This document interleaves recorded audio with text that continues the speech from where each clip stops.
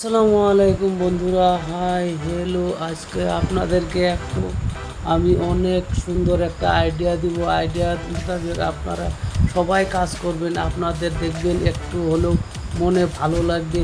আমি দেখেন আজকে বাইকটা নিয়ে অনেক দূর গিয়েছিলাম।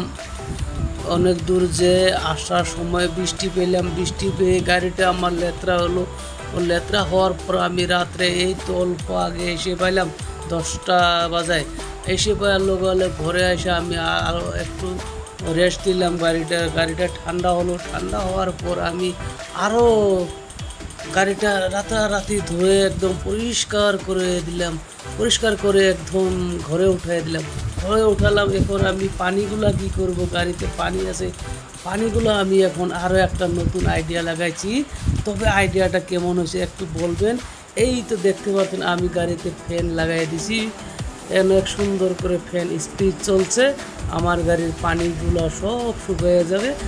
একটু গাড়িটা একটু ভালো হয়ে থাকবে, একটু পরিষ্কার হয়ে থাকবে, একটু মনটাও ভালো লাগবে।